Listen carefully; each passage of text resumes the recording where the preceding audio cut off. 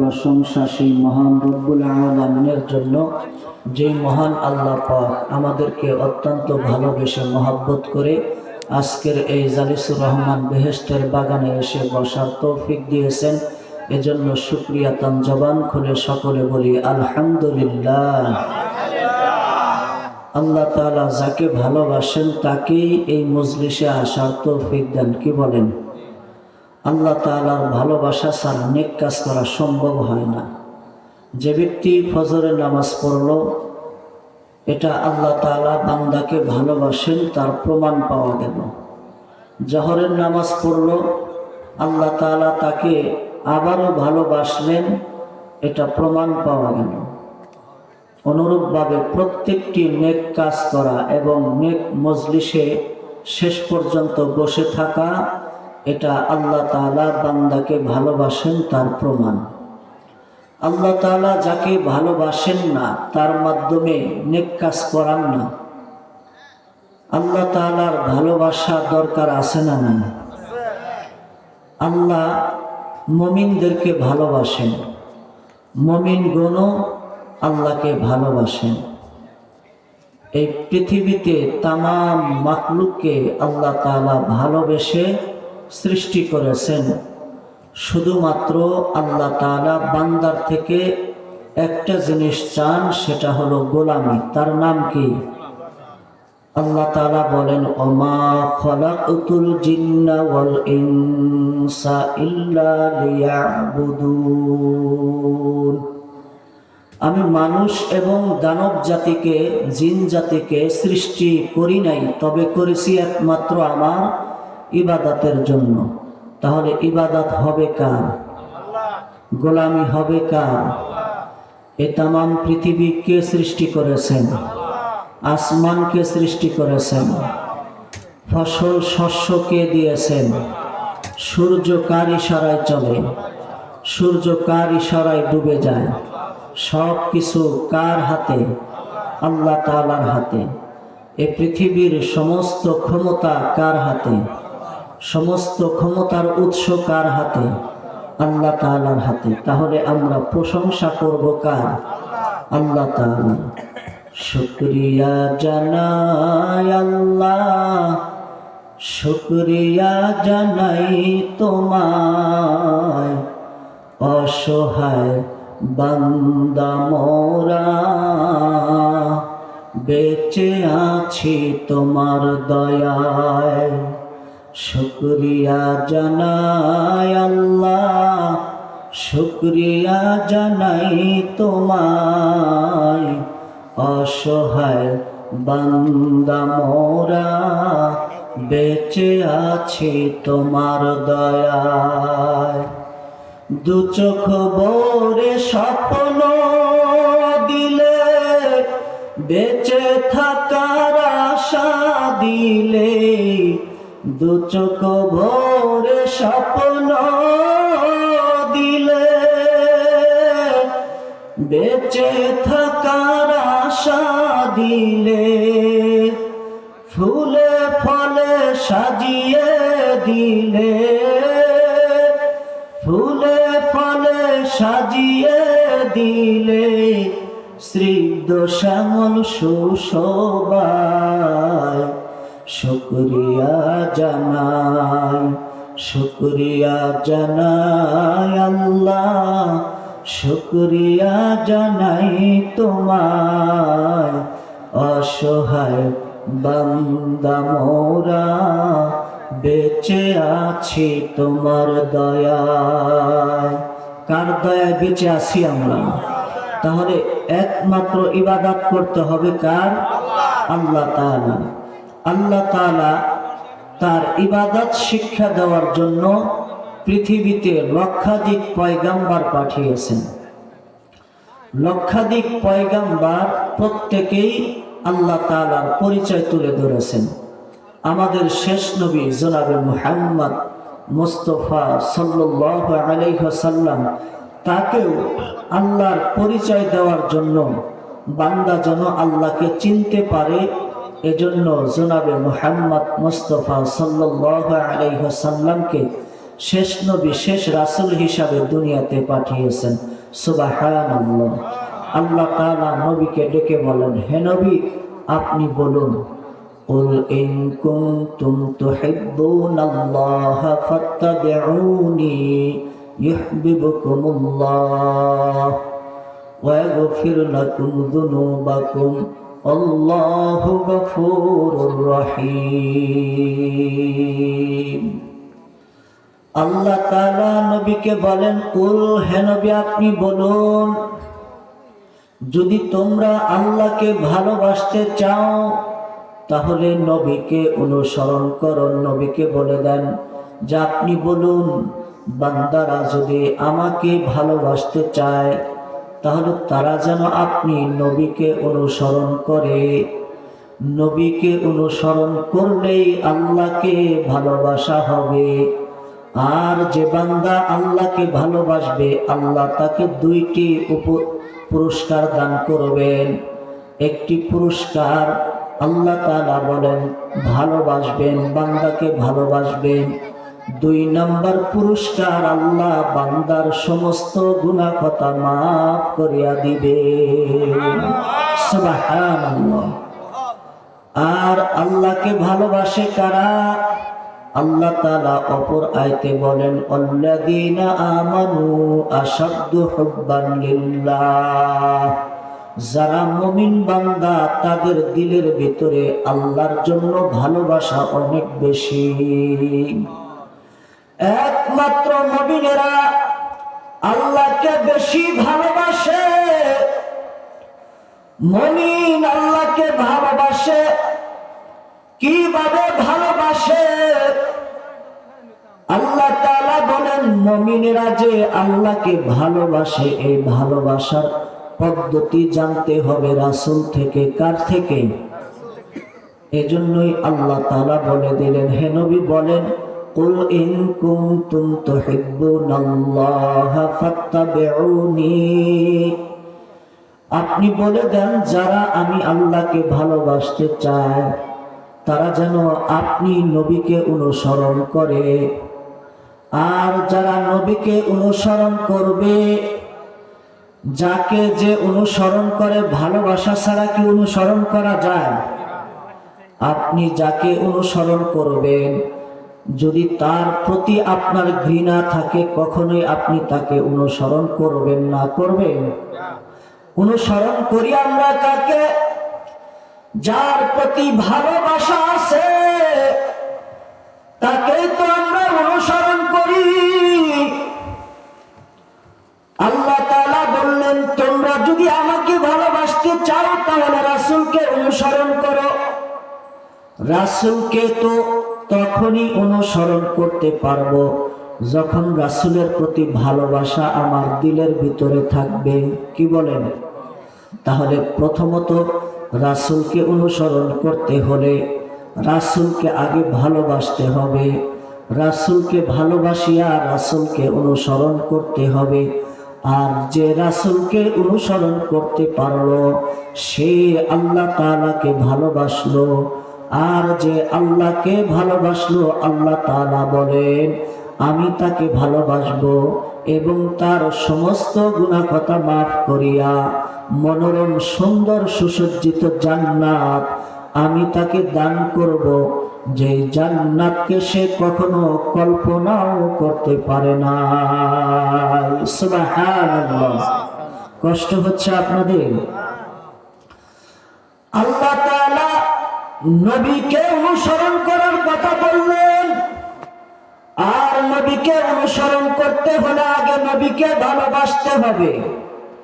এজন্য অপর হাদিসে আল্লাহ রাসূল বলেন, লা ইউমিনু আহাদুকুম হাত্তা আকুনা আহাব্বা ইলাইহি মিন ওয়ালিদিহি ওয়া ওয়ালাদিহি ওয়ান নাসি আজমাইন।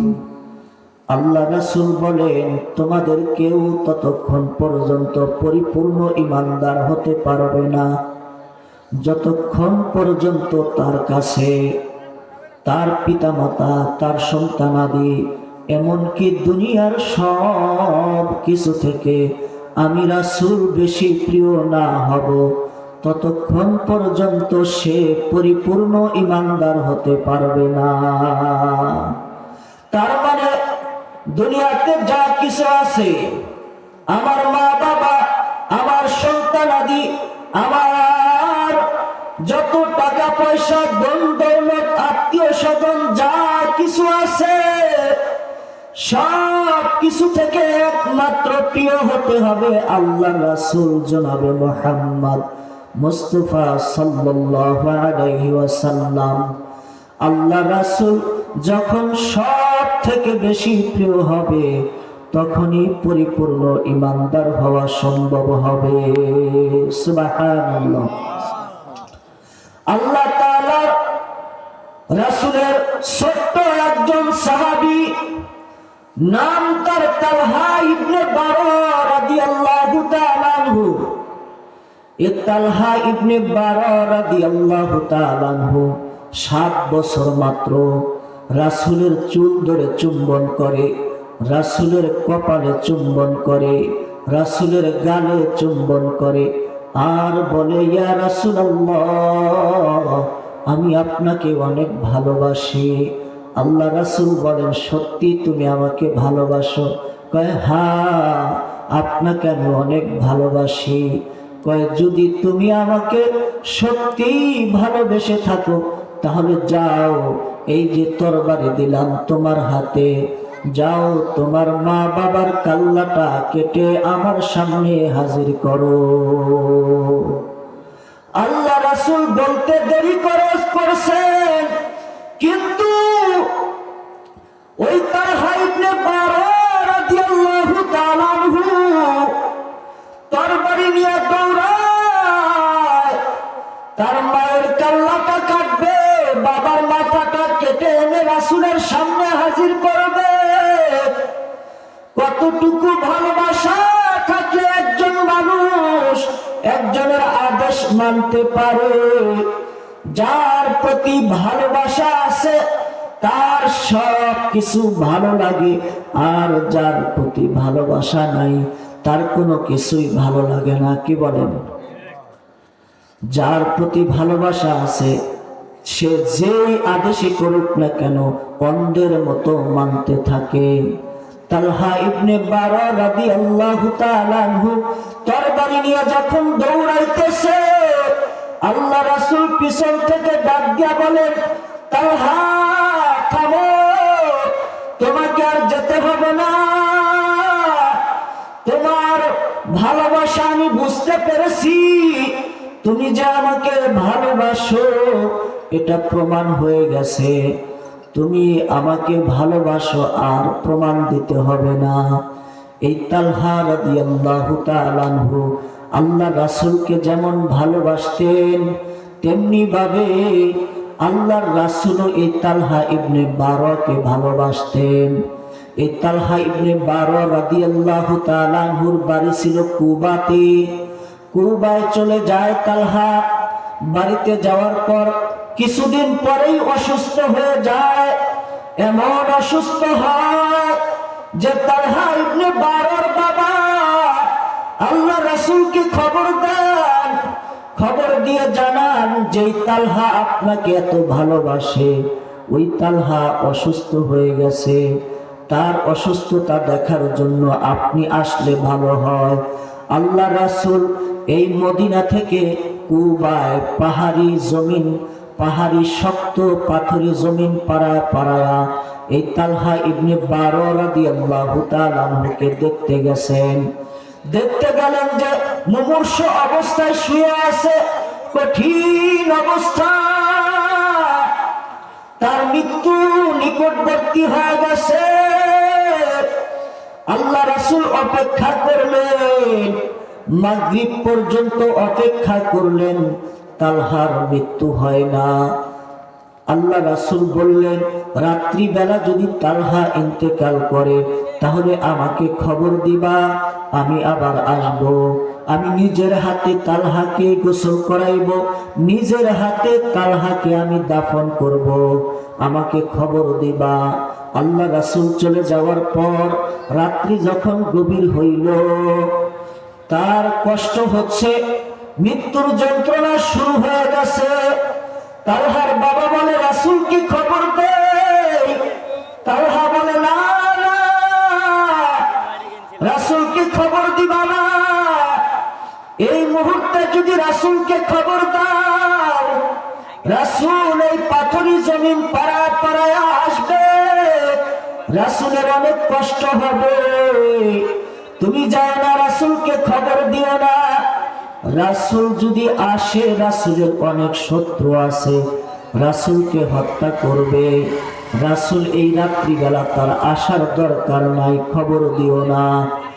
রাসূল আমাকে দেখতে এসে রাসূলের যদি কষ্ট হয়, আমি যদি কবরে জান্নাতেও থাকি, ওই জান্নাত আমার সুখময় হবে না।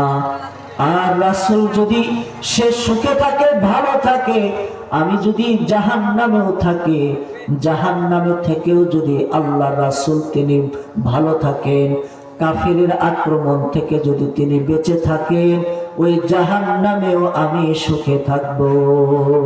সুবহানাল্লাহ। কেমন ভালোবাসলে এমন কথা বলতে পারে? আল্লাহ রাসূলের আসতে কষ্ট হবে, এই কারণে রাসূলকে আসতে নিষেধ করলেন। রাত্রিবেলা তালহা ইন্তেকাল করলেন, আর এইদিকে তাকে গোসল করাইয়া দাফন করে দিল।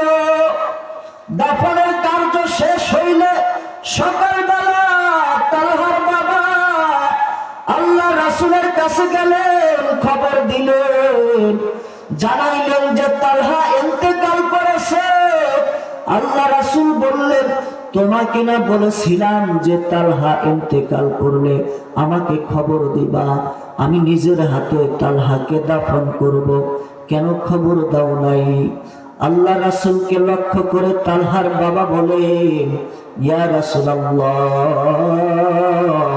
তালহা আপনাকে এত বেশি ভালোবাসে যে আপনি রাত্রিবেলা এই পাথরি জমিন পাড়া আসবেন, আপনার পায়ে আঘাত লাগবে, আপনার কষ্ট হবে, এজন্য তালহা আসতে নিষেধ করেছেন, খবর দিতে নিষেধ করেছেন।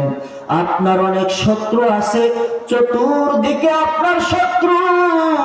তালহা বলে, এই রাত্রিবেলা যদি আল্লাহ রাসূল মদিনা থেকে কুফায় আসে, আসার পথে কাফের মুশরিকরা যদি আক্রমণ করে, এটা আমি সহ্য করতে পারবো না, এজন্য আমি আসতে নিষেধ করেছি। তালহা নিষেধ করেছে খবর দিতে, এজন্য আপনাকে খবর দেওয়া হয় নাই। আল্লাহ রাসূল এই কথাগুলো শুনিয়া তিনি খুশি হইলেন, দোয়া করলেন তালহা ইবনে বারা রাদিয়াল্লাহু তাআলা আনহুর জন্য। সুবহানাল্লাহ। কত ভালোবেসেছেন সাহাবায়ে কেরাম, সাহাবায়ে কেরাম এত ভালোবেসেছেন, আল্লাহ রাসূল আদেশ করেছেন, শুধু লক্ষ্য করেছে কে আদেশ করেছে এটা দেখেছেন, কি আদেশ করেছেন দেখার দরকার নাই। কঠিন আদেশ করেছেন নাকি সহজ আদেশ করেছেন, বিপদের মুহূর্তে আদেশ করেছেন নাকি সুখের মুহূর্তে আদেশ করেছেন, সাহাবায়ে কেরাম এটা দেখেন নাই। এত বেশি পরিমাণে ভালোবাসা ছিল, আল্লাহ রাসূল বলেছেন এটাই সত্য, এটাই মানতে হবে, যে যে হালতে থাকো না কেন, আল্লাহ রাসূল বলেছেন তো বলেছেন, এটাই পালন করতে হবে।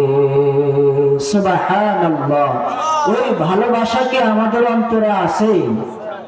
আমাদের অন্তরে তো দুনিয়ার মহব্বত, আল্লাহ রাসূলের প্রতি মহব্বত নাই। আল্লাহ রাসূলের আরেকজন ছোট্ট সাহাবী, নাম তার হারেস। এই হারেসের বয়স 7 থেকে 8 বছর।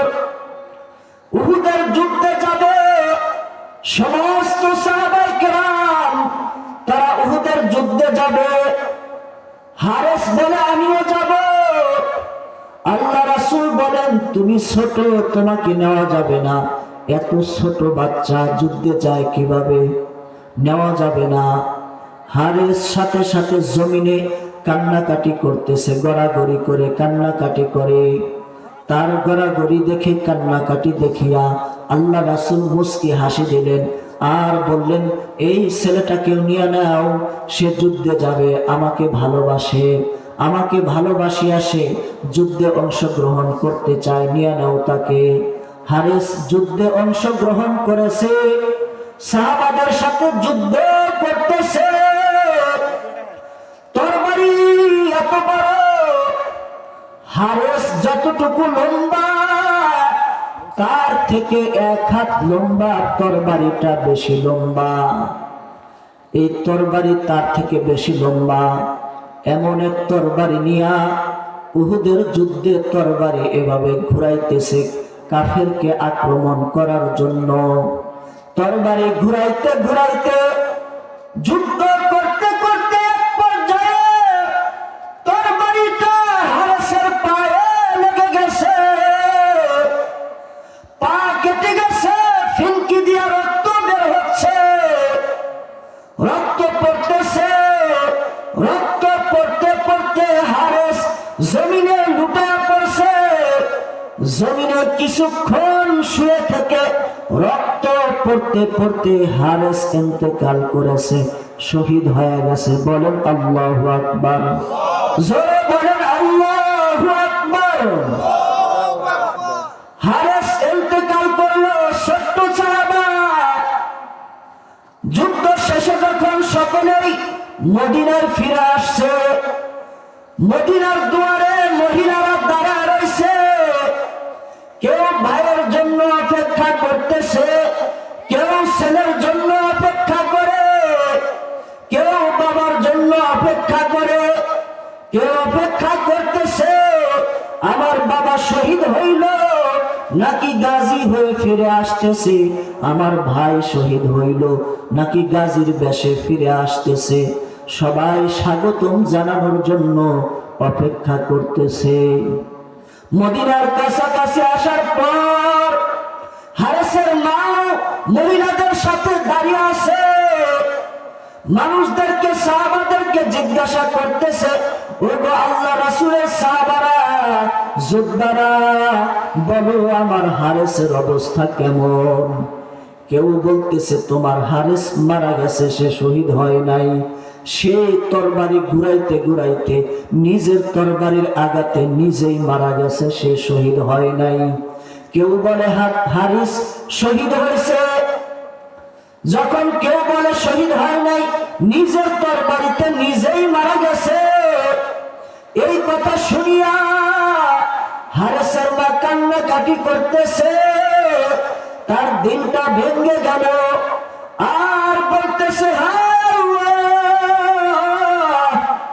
আমার স্বামী নাই, আমার শুধুমাত্র এই ছোট্ট বাচ্চাটা ছিল, জান্নাতে যাওয়ার জন্য এক ছেলেই পুঁজি ছিল, হাসরের ময়দানের দিন কি নিয়ে দাঁড়াইব, এই টেনশনে আমি আমার ছেলেকে যুদ্ধের ময়দানে পাঠাইলাম, যাতে করে আল্লাহর সামনে দাঁড়াইতে পারি, বলতে পারি আমার এই হারিস ছোট্ট বাচ্চা ছাড়া আর কোনো আমার পুঁজি নাই, জিহাদের ময়দানে পাঠাইছি, এটাই আমার পুঁজি, যাতে আমি বলতে পারি।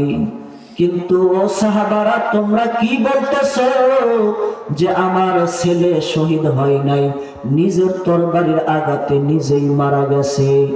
এই কথা মহিলা হারিসের মা গিয়া আবার আল্লাহ রাসূলকে জিজ্ঞাসা করলেন, ইয়া রাসূলুল্লাহ, সাহাবারা কি বলে, আপনি বলুন, সত্যি কথা বলুন, আমার ছেলে শহীদ হয়েছে নাকি এমনি এমনি মারা গেছে? আল্লাহ রাসূল চুপ হয়ে গেলেন, কোনো কথা নাই। আল্লাহ রাসূল যখন চুপ হয়ে গেছেন, তার মানে নিজের থেকে কোনো কথা বলবেন না। আসমান থেকে আল্লাহ তাআলা ওহী নাজিল করবেন, ওহীর মাধ্যমে জানাবেন, তখন বলবেন। সাথে সাথে আল্লাহ তাআলা ওহী নাজিল করে জানা দিলেন, আল্লাহ রাসূলকে বলে দিলেন, হে রাসূল, আপনি বলে দেন, হারিসের মাকে বলে দেন, হারিস ছোট্ট বাচ্চা আল্লাহকে ভালোবাসিয়া, রাসূলকে ভালোবাসিয়া জিহাদের ময়দানে গেছে, যদিও নিজের তরবারির আঘাতে মারা গেছে, কিন্তু তার নিয়তটা ছিল সঠিক। নিয়ত খাঁটি থাকার কারণে আমি আল্লাহ যায়েদকে হারেসকে আমি শহীদের কাতারে নাম উঠাইয়া দিলাম। সুবহানাল্লাহ। এই হারেস আল্লাহ রাসূলকে ভালোবাসিয়া যুদ্ধের ময়দানে গেলেন, নিজের জীবন দিয়ে দিলেন। আল্লাহকে ভালোবাসতে চাইলে রাসূলকে ভালোবাসতে হবে, আর রাসূলকে ভালোবাসতে চাইলে রাসূলের অনুসরণ করতে হবে। রাসূলকে অনুসরণ করার মাধ্যমে রাসূলকে ভালোবাসতে হবে, আর ভালোবাসা ছাড়া অনুসরণ করা যায় না। রাসূলকে অনুসরণ করিয়া আল্লাহকে ভালোবাসতে হবে, ঠিক কিনা? ভালোবাসা মানুষ কয়েক কারণে করে, কয় কারণে করে? 4 কারণে। ভালোবাসে এমনি এমনি কেউ ভালোবাসে না, কয় কারণে ভালোবাসে? উঠে যাবেন আপনারা, আর বেশিক্ষণ কষ্ট দেব না আপনাদের। ভালোবাসে মানুষ 4 কারণে। কয় কারণে? 1 নাম্বার, ভালোবাসে ঈমানি কারণে। ভালোবাসলে ঈমান থাকবে, ভালো না বাসলে ঈমান থাকবে না। যেমন আল্লাহ রাসূল এবং আল্লাহ তাআলা, আল্লাহ এবং আল্লাহ রাসূলকে ভালোবাসা এটা ঈমান। কেউ যদি বলে আমি রাসূলকে ভালোবাসি না, তাহলে তার ঈমান নাই। কেউ যদি রাসূলকে ঘৃণা করে, সামান্যতম যদি কটাক্ষ করে, তাহলে তার ঈমান থাকবে? ঈমান চলে যাবে। তার মানে রাসূলকে ভালোবাসা এটা একটা ঈমান। মানুষ ভালোবাসবে ঈমানি কারণে। একজন মুমিন অপর মুমিনকে ভালোবাসবে ঈমানি কারণে। তোমার ভিতরে ঈমান আছে, এই জন্য তোমাকে ভালোবাসি। তুমি মুসলমান, এই জন্য তোমাকে ভালোবাসি। তুমি যদি কাফের হও, তাহলে তোমাকে ভালোবাসবো না। তুমি যদি মুসলিম হইয়াও কাফেরের মতো কাজ করো, তাহলে তোমাকে আমি ভালোবাসবো না। তুমি যদি মুমিন হইয়া তুমি যদি কুফরি মতবাদকে বিশ্বাস করো, তোমাকে ভালোবাসবো না। ভালোবাসবো তোমাকে আল্লাহর জন্য, ঈমানি কারণে ভালোবাসবো। তোমার ভিতরে ঈমান আছে তো তোমাকে ভালোবাসি, তোমার ভিতরে ঈমান নাই, তোমাকে আমি ভালোবাসি না, ঠিক কিনা? তাহলে 1 নাম্বার, মানুষ ভালোবাসে কিসের কারণে? ঈমানি কারণে। মুসলিম মুসলিম দেখা হইলে ভালোবাসা, মহব্বত, মুলাকাত, মুসাফাহা করি না আমরা? কাফেরের সাথে কি মুসাফাহা করি? করি না। তাহলে ঈমানি কারণে 1 নাম্বার ভালোবাসা। 2 নাম্বার ভালোবাসা রক্তের সম্পর্কের কারণে, ঔরসত্বের কারণে। ঔরসের সম্পর্ক, যেমন পিতা মাতা। পিতাকে ভালোবাসি, পিতা আমাকে জন্ম দিয়েছে। মাকে ভালোবাসি, মা আমাকে জন্ম দিয়েছে। পিতার ঔরসে মায়ের গর্ভে জন্মগ্রহণ করেছি, এজন্য পিতা মাতাকে ভালোবাসি।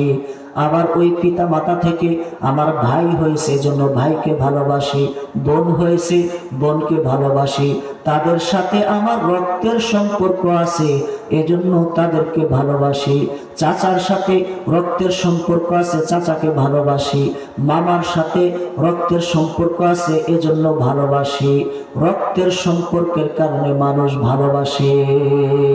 তাহলে 1 নাম্বার হলো ঈমানি কারণে ভালোবাসে, 2 নাম্বার রক্তের সম্পর্ক থাকার কারণে ভালোবাসে, 3 নাম্বার আত্মীয়তার সম্পর্কের কারণে মানুষ ভালোবাসে। একটা ছেলে আর একটা মেয়ে আগে কখনো দেখে নাই, কখনো কথা হয় নাই, এই মাত্র শুধুমাত্র বলেছে কবুল আলহামদুলিল্লাহ। কবুল আলহামদুলিল্লাহ বলার কারণে ছেলে মেয়ে এখন স্বামী স্ত্রী হয়ে গেছে, আত্মীয় হয়ে গেছে, আত্মার মানুষ হয়ে গেছে, আত্মীয়। এখন স্ত্রীকে অনেক ভালোবাসে, স্ত্রীর জন্য সব কিছু করতে পারে। আবার স্ত্রীও স্বামীর জন্য সব কিছু করতে পারে। কেন করতে পারে? শুধুমাত্র 3 বার একটি কথা বলেছে কবুল আলহামদুলিল্লাহ। কবুল আলহামদুলিল্লাহ বলাতে আল্লাহ তাআলা স্বামী স্ত্রীর মধ্যে এমন এক ভালোবাসা পয়দা করে দিয়েছে, যেই ভালোবাসা স্বামী স্ত্রীর জন্য জীবন দিতে পারে, স্ত্রী স্বামীর জন্য জীবন দিতে পারে। আল্লাহ রাসূল তিনি এমন একজন স্বামী ছিলেন, হযরত খাদিজাতুল কুবরা রাদিয়াল্লাহু তাআলা আনহা তিনি এমন একজন বিবি ছিলেন, আল্লাহ রাসূল এই খাদিজাতুল কুবরার কথা মরণ পর্যন্ত তিনি ভুলতে পারেন নাই। তিনি এমন ভাবে স্মরণ রেখেছেন, আল্লাহ রাসূল মাঝে মধ্যে গভীর রজনীতে খাদিজাতুল কুবরা রাদিয়াল্লাহু তাআলা আনহার কবর জিয়ারত করার জন্য যাইতেন। আর আয়েশা সিদ্দিকা রাদিয়াল্লাহু তাআলা আনহা পিছনে পিছনে যাইতেন। দেখি আল্লাহ রাসূল কোথায় যায়, পিছনে পিছনে আড়াল থেকে লক্ষ্য করে দেখেন যে আল্লাহ রাসূল খাদিজাতুল কুবরার কবরের পাশে দাঁড়ায়া তিনি বিবির জন্য দোয়া করেন আর বলে, আর আল্লাহ আমার খাদিজাকে আপনি কষ্ট দিয়েন না, তার কবরটা আপনি জান্নাতের নাজ নিয়ামত দিয়ে ভরপুর করে দেন। এত প্রিয় বিবি ছিল, ভালোবেসেছেন। হযরত আয়েশা সিদ্দিকা রাদিয়াল্লাহু তাআলা আনহা নবীকে ডেকে বলেন, হে নবী, আপনি এখনো ওই বৃদ্ধা মহিলাকে ভুলতে পারেন নাই। তার থেকে তো আপনি আমাকে কুমারী বিবি হিসাবে পাইছেন, আরো সুন্দরী সুন্দরী নারী পাইছেন, এরপরেও কেন ওই বিবিকে আপনি ভুলতে পারেন না? আল্লাহ রাসূল বলেন, আয়েশা, দুনিয়াতে আমি দুইটা জিনিস কখনো ভুলতে পারি না। একটা হলো আমার খাদিজার কথা। দুনিয়াতে যত সুন্দরী, যত নেককারিনী মহিলা আমার ঘরে আসুক না কেন, খাদিজার মতো আর কেউ হবে না। এজন্য ওই খাদিজাকে আমি ভুলতে পারি না। তার কারণ হলো, আয়েশা শোনো, আমার নবুয়তের প্রথম জিন্দেগিতে আল্লাহ তাআলা যখন আমাকে আদেশ করলেন কালেমার দাওয়াত দাও, আমি মক্কার কুরাইশদেরকে বললাম, কুলু লা ইলাহা ইল্লাল্লাহ তুফলিহুন, তোমরা সকলে বলো লা ইলাহা ইল্লাল্লাহ, তোমরা সফলকামী হয়ে যাইবা। আমি মক্কার জমিনে মানুষদেরকে দাওয়াত দিলাম।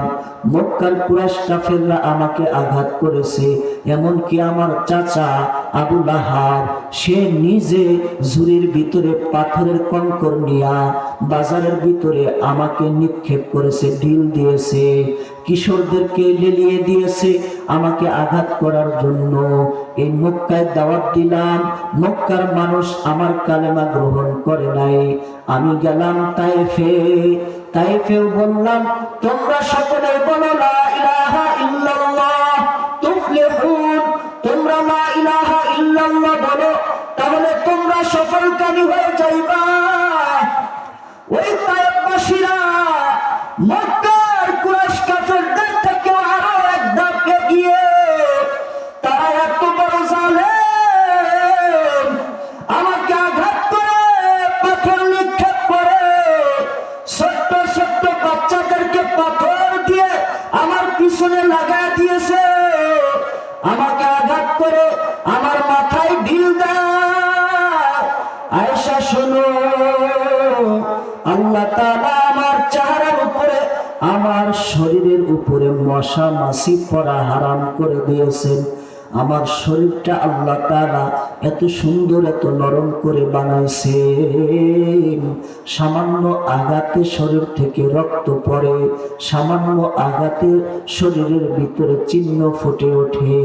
ওই তায়েফের ছোট ছোট বাচ্চারা আমাকে পাথর নিক্ষেপ করে, আমার শরীর থেকে রক্ত ঝরে, আমার শরীর থেকে এত বেশি রক্ত ঝরে, রক্ত ঝরতে ঝরতে আমার জুতা মোবারক ভিজে গেছে, পায়ের সাথে আটকে গেছে।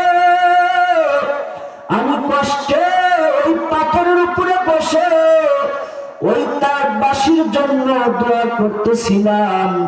এমন মুহূর্তে আল্লাহ তাআলা জিবরাইল আমিনকে পাঠায়া দিলেন। জিবরাইল আমিন এসে বলেন, ইয়া রাসূলুল্লাহ,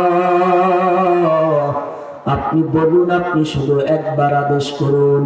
আপনার আদেশ করার সাথে সাথে এই তাইফ, পুরা তাইফ এলাকাটাকে আসমানে তুলিয়া আবার নিচে আমি উল্টায় ফালা দিব, তার উপরে পাথর চাপা দিব, পাহাড় চাপা দেব।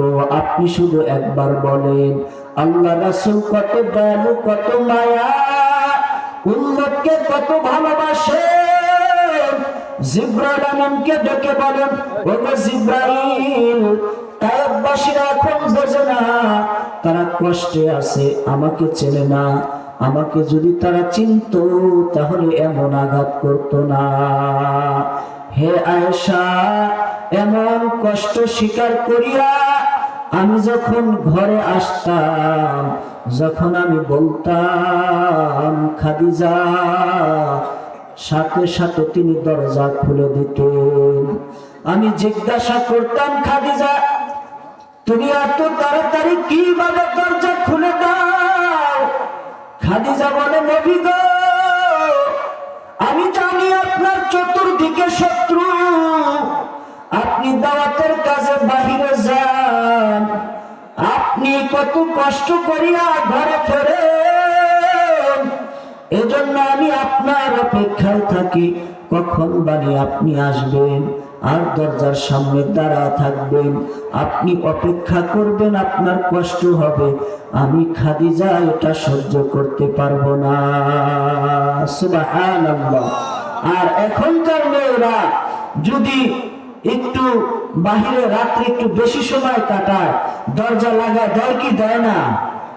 বাহিরেই থাকো বা তুমি, তোমার ঘরে আসার দরকার নাই, এমন বলে কি বলে না?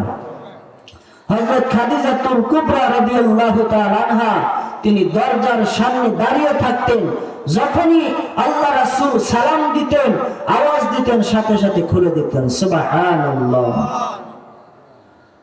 তো মানুষ ভালোবাসে কয় কারণে বলতেছিলাম? 4 কারণ। 1 নাম্বার ঈমানি কারণে, 2 নাম্বার রক্তের কারণে, 3 নাম্বার আত্মীয়তার কারণে। যখন স্বামী স্ত্রী আত্মীয় হয়ে গেল, ভালোবাসে।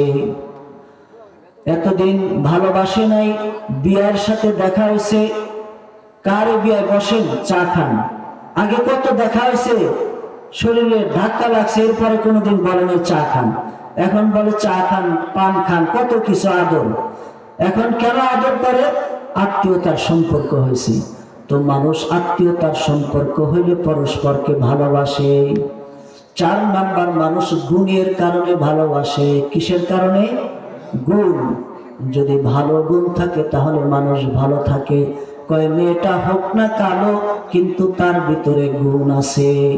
কয় আমার বউটা কালো, কিন্তু তার রান্না ভালো, এজন্য তাকে ভালোবাসি। আমার বউটা কালো, কিন্তু কথা বলে সুন্দর কইরা, আমাকে কখনো কষ্ট দিয়া কথা বলে না, এজন্য তাকে ভালোবাসি। বউটা কালো, কিন্তু সে আমার যত্ন করে, আমার জামা কাপড় ধুয়ে দেয়, রান্না বান্না করে, আমার মনের চাহিদা বোঝে, যখন যা চাই বলতে দেরি সে দিতে দেরি করে না, অনেক সময় বলা ছাড়াও সে ব্যবস্থা করে ফেলে। তাহলে এমন বিবিকে ভালোবাসবে কি বাসবে না? এটা একটা ভালো গুণ। কয় হোক না কালো, কিন্তু তার গুণ ভালো, এজন্য তাকে ভালোবাসি। গুণের ভিতরে সবচাইতে সুন্দর গুণ, সৌন্দর্যের গুণ হলো চরিত্রের সৌন্দর্য। মানুষের ভিতরে যদি চরিত্রের সৌন্দর্য থাকে তাহলে তাকে ভালোবাসে। আল্লাহ রাসূলকে তামাম পৃথিবীর মানুষ, কাফের বেঈমানেরাও ভালোবাসছে, একমাত্র তার গুণের কারণে, উত্তম চরিত্রের কারণে। এমন চরিত্রবান আল্লাহ রাসূল সূরা কলম নাযিল করিয়া আল্লাহ রাসূলকে সান্ত্বনা দেন। কাফের বেঈমানেরা আল্লাহ রাসূলকে যখন বলেন মুহাম্মদ পাগল, মুহাম্মদ জাদুকর, পাগল বলিয়া যখন গালি দেয়, আল্লাহ রাসূলের মনটা খারাপ হয়ে যায়। আল্লাহ তাআলা রাসূলের মনকে সন্তুষ্ট করার জন্য সূরা কলম নাযিল করলেন। নুন ওয়াল কলামি ওয়া মা ইয়াসতুরুন মা আনতা বিনি'মাতি রাব্বিকা বিমাজনুন। আল্লাহ তাআলা ডেকে বলেন ওয়াল কলামি ওয়া মা ইয়াসতুরুন, কলমের কসম, কলম যা লিখেছে তার কসম, কলম যা কিছু লিখেছে তার কসম। অর্থাৎ এটা এমন এক কলমের কসম খেয়েছেন। আল্লাহ তাআলা যখন তামাম পৃথিবী সৃষ্টি করেন নাই, তামাম মাখলুকাত সৃষ্টি করেন নাই, এমনকি জনাবে মুহাম্মদ মুস্তাফা সাল্লাল্লাহু আলাইহি ওয়াসাল্লামকেও সৃষ্টি করেন নাই। সবার আগে আল্লাহ এমন একটি কলম সৃষ্টি করেছেন, যেই কলমের মাধ্যমে আল্লাহ তাআলা পৃথিবী বানাইবেন, পৃথিবীতে কি কি সৃষ্টি করবেন সব কিছু ওই কলমের দ্বারা আগে নিশ্চিত করছেন। এরপরে আল্লাহ তাআলা সৃষ্টি করেছেন। সেই কলমের কসম খেয়ে আল্লাহ তাআলা বলেন কলমের কসম এবং কলম যা লিখেছে তার কসম। অর্থাৎ কলম তামাম পৃথিবীর সব কিছু লিখেছে। আল্লাহ তামাম পৃথিবীর সব কিছুর কসম খেয়ে বলেন মা আনতা বিনি'মাতি রাব্বিকা বিমাজনুন। হে নবী, আপনি আপনার রবের অনুগ্রহে আপনি পাগল নন, বরং আপনি হলেন নিয়ামতওয়ালা। কেমন নিয়ামতওয়ালা? আপনাকে তামাম পৃথিবীর জন্য রহমত স্বরূপ বানাইছি।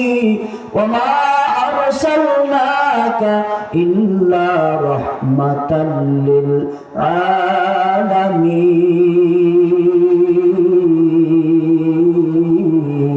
আলামিন।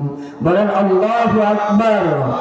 তাবিয়ে কুরআন পসন্দে পেশে খোদা হুরমল কা লার জারম বাহরাশ ফেদা বালুহে আউয়াল আলিফ বাতা নখানি যে কুরআন দরসে খানদান কৈতওয়ানি চন্দ খানি হিকমতে ইউনানিয়া হিকমতে কুরআনিয়া রাহম বাখা। আল্লাহ তাআলা তিনি বলেন হে নবী, আপনাকে এমন নিয়ামতওয়ালা বানাইছি তামাম পৃথিবীর মানুষের জন্য, আপনাকে রহমত স্বরূপ বানাইছি। আপনি হলেন রহমতওয়ালা। আপনি পাগল নন, বরং আপনি হলেন রহমতওয়ালা। সুবহানাল্লাহ। তাহলে আল্লাহ রাসূলের ভিতরে সবচাইতে উত্তম চরিত্রের অধিকারী ছিলেন আল্লাহ রাসূল। এজন্য আল্লাহ রাসূলকে ভালোবাসা যায় তো। সর্বশ্রেষ্ঠ গুণ ছিল রাসূলের ভিতরে। তাহলে রাসূলকে ভালোবাসা যায় কি যায় না? তাহলে মানুষ ভালোবাসে গুণের কারণে, ভালো গুণ থাকলে ভালোবাসে। আর সবচাইতে উত্তম গুণ হলো চরিত্রের সৌন্দর্য। যার সুন্দর চরিত্র আছে তার ভিতরে ভালো গুণ থাকার কারণে মানুষ তাকে ভালোবাসে। শুধু বাহ্যিক সৌন্দর্য থাকলে মানুষ ভালোবাসে না। বাহ্যিক সৌন্দর্য থেকে চরিত্রের সৌন্দর্য যার ভিতরে বেশি আছে, আল্লাহ তাআলা এবং রাসূল এমনকি দুনিয়ার সমস্ত মাখলুকাত তাকে ভালোবাসে। সুবহানাল্লাহ। কষ্ট হচ্ছে আপনাদের? আল্লাহ তাআলা নবীকে ভালোবাসেন, সাহাবায়ে কেরাম নবীকে ভালোবাসেন। এজন্য আমরাও নবীকে ভালোবাসবো, নবীকে অনুসরণ করার জন্য। নবীকে ভালোবাসবো কেন? 1 নাম্বার ঈমানি কারণে। 2 নাম্বার, নবীর সাথে আমাদের কোনো রক্তের সম্পর্ক নাই, আছে? নবীর সাথে আত্মীয়তার সম্পর্ক নাই, আছে? তাহলে কোন দিক থেকে ভালোবাসবো? এক নাম্বার কারণ ইমানি কারণে, রাসূলকে ভালোবাসবো। যদি রাসূলকে ভালোবাসি আমার আপনার ঈমান থাকবে, যদি রাসূলকে ভালো না বাসি ঈমান থাকবে না। দুই নাম্বার গুণের কারণে রাসূলকে ভালোবাসবো। রাসূলের মতো উত্তম চরিত্রবান পৃথিবীতে আর কেউ ছিল না। ছিল? রাসূলের মতো উত্তম চরিত্রবান কেউ ছিল না। এমন চরিত্রবান আল্লাহ রাসূল, তিনি এমন একজন মানুষ ছিলেন। হযরত হালিমাতুস সাদিয়া রাদিয়াল্লাহু তাআলা আনহা বলেন যে মুহাম্মদ সাল্লাল্লাহু আলাইহি ওয়াসাল্লাম, আমি তাকে দুধ পান করাইছি, সে সর্বদা আমার ডান স্তন দুধ পান করেছে, কখনো বাম স্তন সে স্পর্শ করে নাই। কেন করে নাই? বাম স্তন আমার ছেলে আব্দুল্লাহ দুধ পান করেছে। এমন সে ইমানদার, তাকওয়াবান, এমন সে ইনসাফগার ছিলেন, এমন চরিত্রবান ছিলেন যে সে কখনো সে বাম স্তন সে স্পর্শ করে নাই। সুবহানাল্লাহ। সে কখনো নিজের হাতের দ্বারা কারো শরীর থেকে তিনি প্রতিশোধ গ্রহণ করেন নাই। নিজের জবান দ্বারা কখনো কাউকে তিনি প্রতিশোধ গ্রহণ করেন নাই। এমন চরিত্রবান আল্লাহ রাসূল। এজন্য আল্লাহ তাআলা বলেন, আপনি হইলেন উত্তম চরিত্রবান, আপনি নিয়ামতওয়ালা।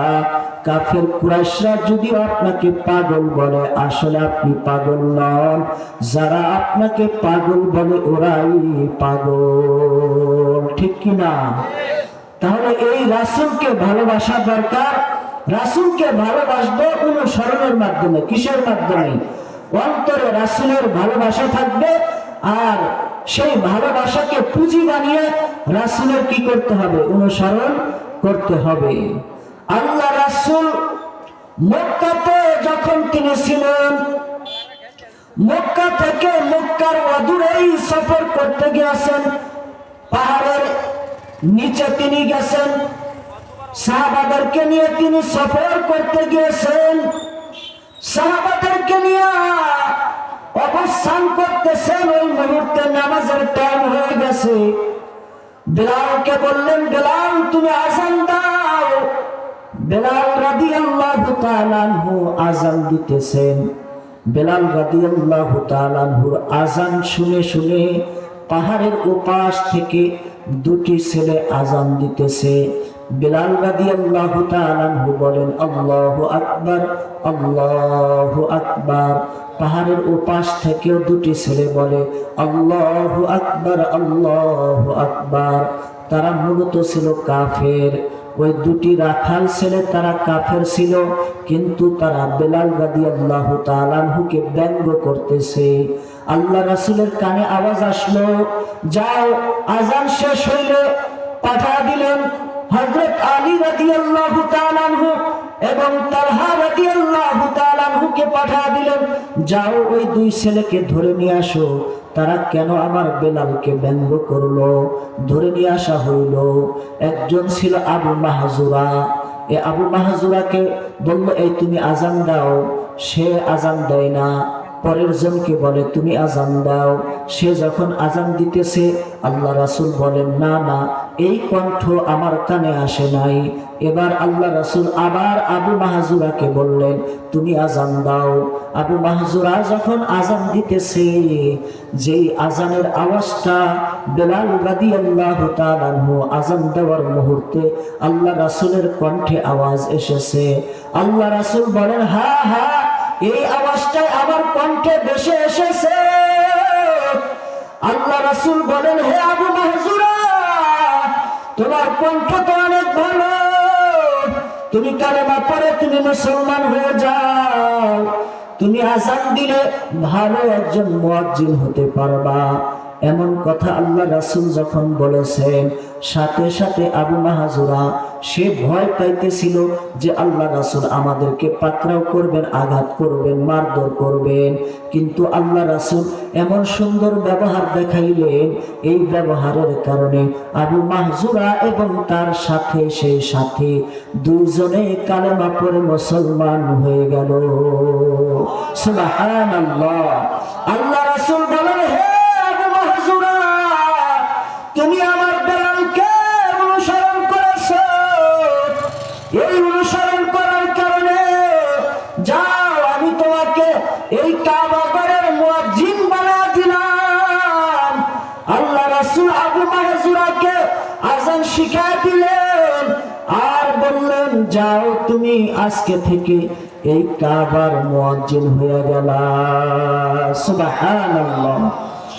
এই আযানকে অনুসরণ করার কারণে একজন ব্যক্তি যদি ঈমান গ্রহণ করতে পারে আর তামাম পৃথিবীতে সবচেয়ে শ্রেষ্ঠ ঘর ওই বাইতুল্লাহর মুয়াজ্জিন হতে পারে, তাহলে কত বড় সম্মান।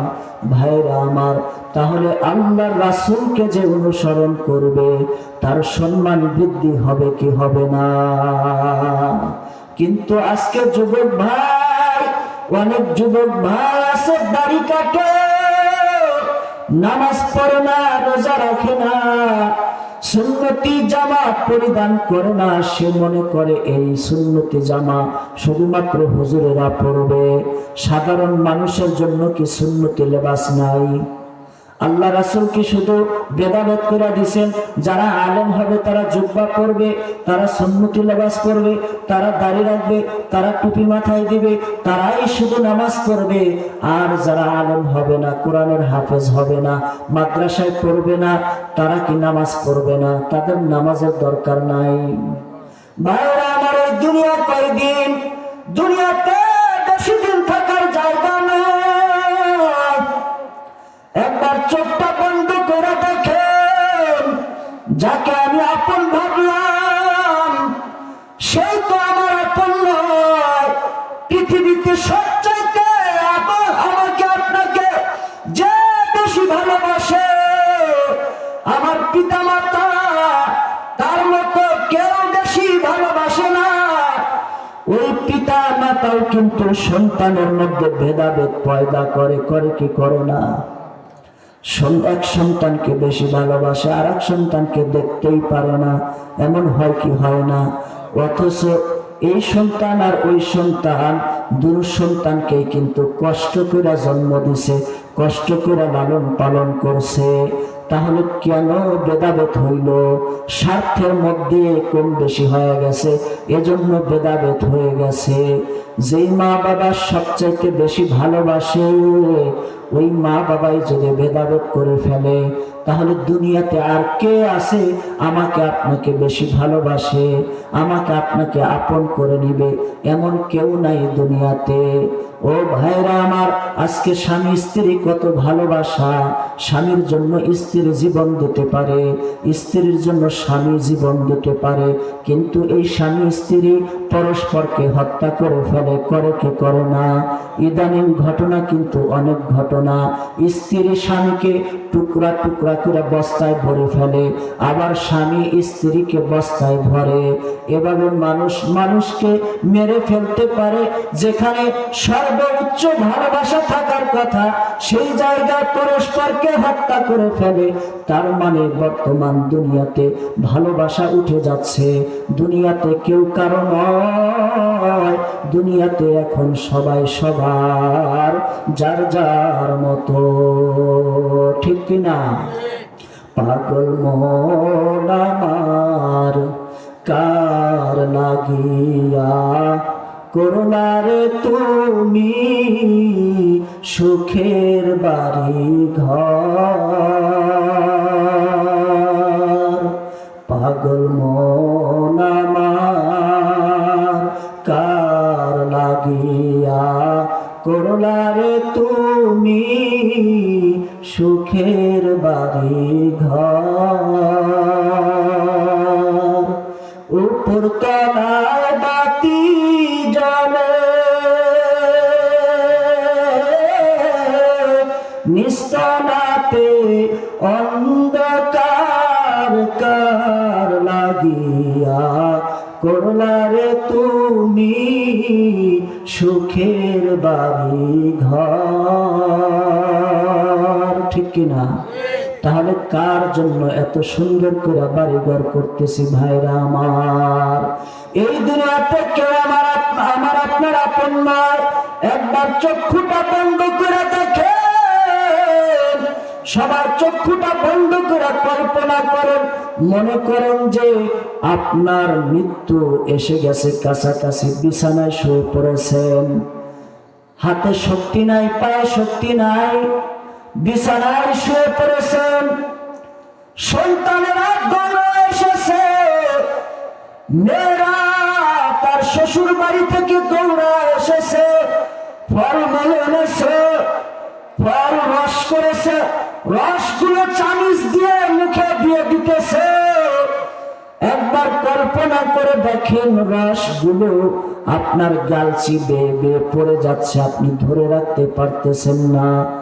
এত কষ্ট, এত দুর্বল হয়ে গেছেন, আরো দুর্বল হচ্ছেন। হঠাৎ করে আপনি লক্ষ্য করলেন এমন একজন ব্যক্তি আপনার সামনে হাজির হয়ে গেছে, তার এক পা জমিনে আর এক পা আসমানে, তার পা জমিনে, তার মাথাটা আসমান বরাবর এত উঁচু, দেহটা এত বড় যে তামাম পৃথিবী ভরে গেছে।